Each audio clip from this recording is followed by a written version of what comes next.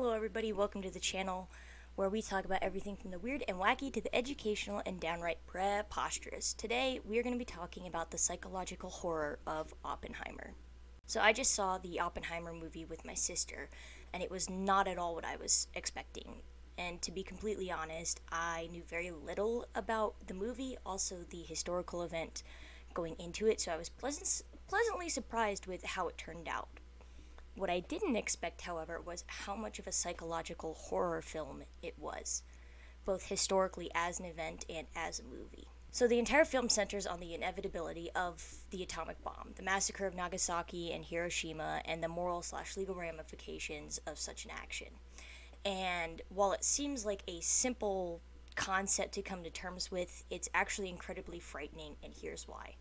To start, we as an audience know how the development of the bomb will end. We know that hundreds of thousands of people that are innocent Japanese people will suffer burns, radiation sickness, cancer, and more, yet we can't do anything but watch the bomb be made, completely helpless, sitting in the audience. Essentially, we are watching history unfold as a completely innocent party who's nothing but a bystander, knowing the mistakes about to take place, and being nothing but a silent witness on the matter.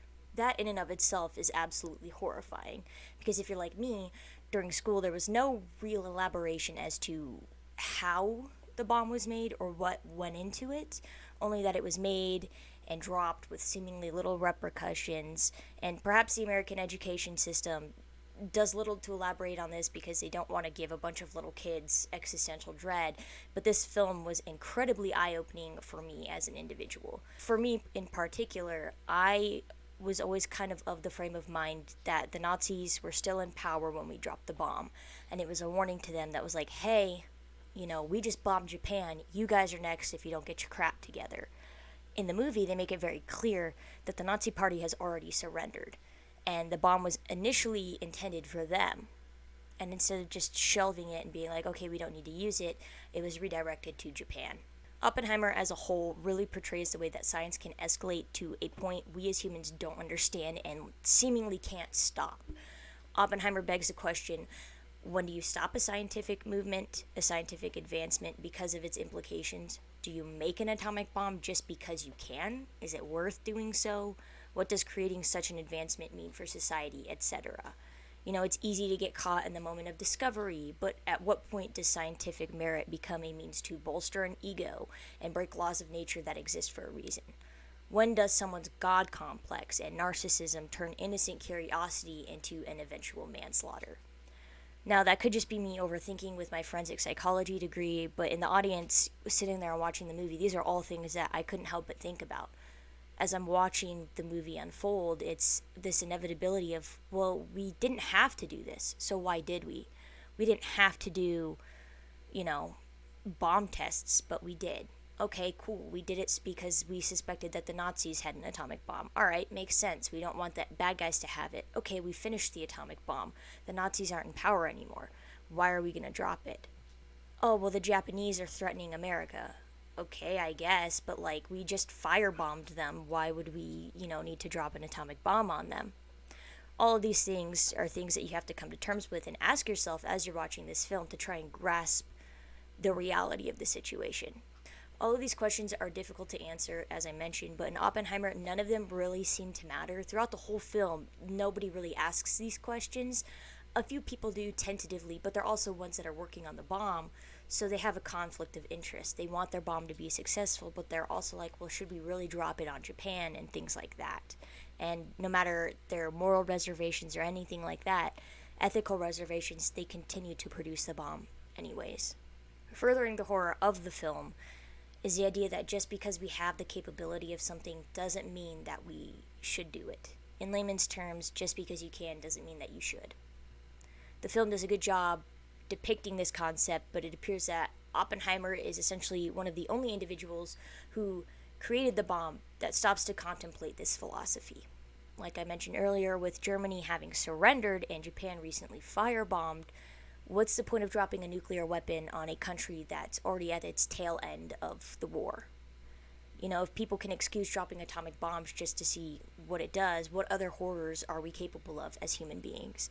Like, at what point do we consider the fact that not knowing is better than knowing? There is the saying, ignorance is bliss after all.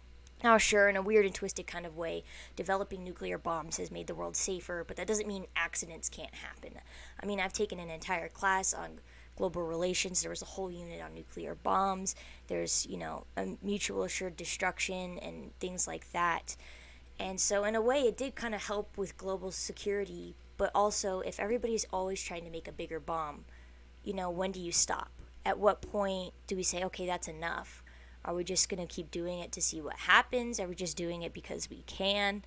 And, as difficult as it is to grasp, there's no point, because as soon as one person launches a nuke, everybody launches their nukes. It doesn't matter how big the bomb is, the whole world's going to be destroyed.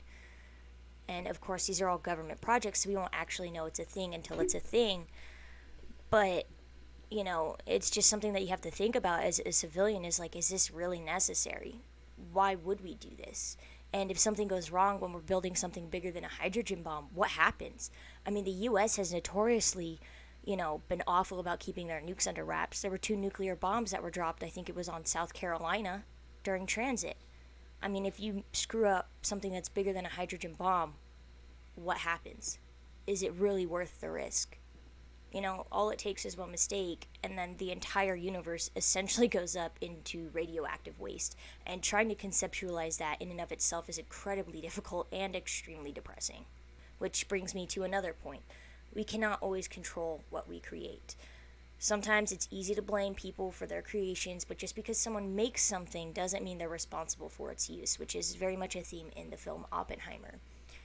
And knowing that the president can just decide to blow up thousands of people with the push of a button actually scares me, because one individual having that kind of power and somehow being able to justify it is baffling to me. Like, how do you frame it in such a way that you can wake up the next day okay with knowing how many people were slaughtered by your hand? And not even that, it's such an impersonal way of killing people. It's distant and cold and ruthless with only one goal in mind, which is mass murder. So it begs the question, what kind of man should be trusted with that kind of power, and what kind of man wants to be trusted with that kind of power? You could not pay me enough money to have a nuclear weapon button at my fingertips and have to make a decision, oh, I'm going to go blow up thousands of people. I wouldn't do it. I couldn't do it. There's no way that I would be able to wake up the next day.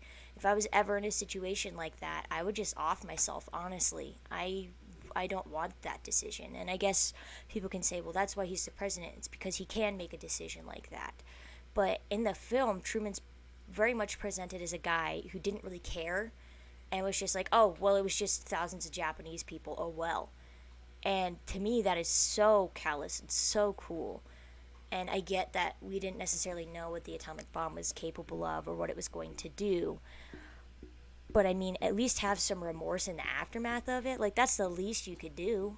And now I understand that, science isn't made to solely be theoretical, and that it's much easier to understand something in application over concept. Which is why I think America insisted on bombing Japan in the first place. Because the atomic bomb was something no one had ever used before or ever actually really even seen. So conceptually, we can only understand so much until we witness it for ourselves.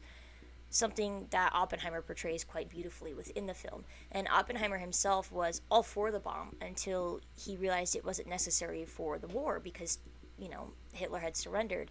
And actually Hitler had died, but you know what I mean. And later, when he learned of the damage it did, he was very much against the production of a hydrogen bomb. Because to him, there was no reason for it. Why would you do that? And perhaps dropping the atomic bomb was worth it just to see what would happen scientifically. But the fact that everyone saw that kind of power and carnage and just decided to make a bigger bomb is astounding to me. Why? Why would you do that? Other than ego and, narcissism. With the way the film documents the gravity of the nuclear bomb, you can't help but wonder why anyone would want to make an even bigger, deadlier weapon. Like, how do you justify that? How do you grapple with that? It's something that's incredibly hard to process sitting in a dark theater, and yet you're forced to come to terms with it alongside Oppenheimer himself. And what really adds to the psychological horror of the film is that at every scene there seems to be a persistent musical score reminiscent of explosions, raid alarms, and muffled bangs. Like, even the audience, can know historically the inevitability of the bomb, but within the film, even before the bomb is made, these sounds are present, reminding the audience, quite literally, of what's to come. And there is no stopping the nuclear bomb. It is a continuous chain reaction, both in theory and in sound design. What's worse, as the film progresses, Oppenheimer becomes quieter and quieter, effectively silenced in his dissent because the government views a nuclear bomb as a tool destined to be used despite the carnage. And if a man like Oppenheimer is ignored by the government for the sake of power, it begs the question, what good does a normal person do with a dissenting opinion about nuclear warfare?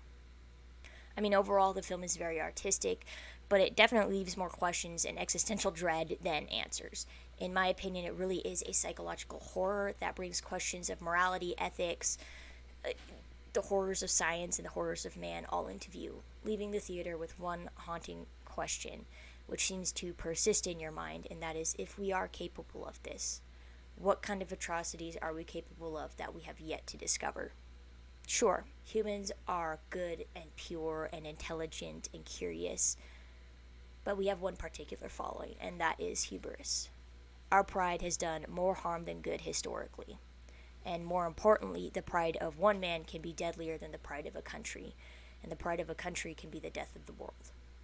Not to be too depressing, but I hope you can understand why I view this film as very much a psychological horror, because I mean, you can't help but ask all of these questions, and you don't get any answers, and you're supposed to sit there and just feel these things and not like come to terms with it on your own. And some people have said, "Oh, it's a pro-war movie." It's not a pro-war movie. The whole point of it is that the nuclear bomb was a mistake. It should not have been made. It should not have been used. And the only reason it was used is because humans wanted to see what it would do. And the fact that we continued to make bombs even bigger than the atomic bomb just because we could is really scary and really disheartening. And I hope that the public who sees this movie and watches it takes that message away of, maybe we don't need to do this. Just because we can doesn't mean we should. And science is constantly evolving, and it's going faster than, laws can ever keep up. Laws are always retroactive when it comes to science and things like that. But maybe we can learn from the past and try to mitigate mistakes and things like that. And, yes, there was a lot of filler in the film, such as, romantic relationships, interests, and things like that. Honestly, to me, none of that was important. I felt like the film could have done without it, but I think that it was put in there simply because of how terrifying and horrifying the film would be without it. That's pretty much all I have to say about it. I'm going to be in a bit of existential dread probably for the next week. But if you saw Oppenheimer, please let me know what you think down in the comments. What kind of things did it make you feel? What kind of questions did it make you ask? I'm genuinely curious, and I would absolutely love to know. And if you want future content like this, please hit the subscribe button, hit that bell icon so you know when I upload another video, and I'll try to bring something a little more exciting and a little less depressing next time. But wow, what a movie.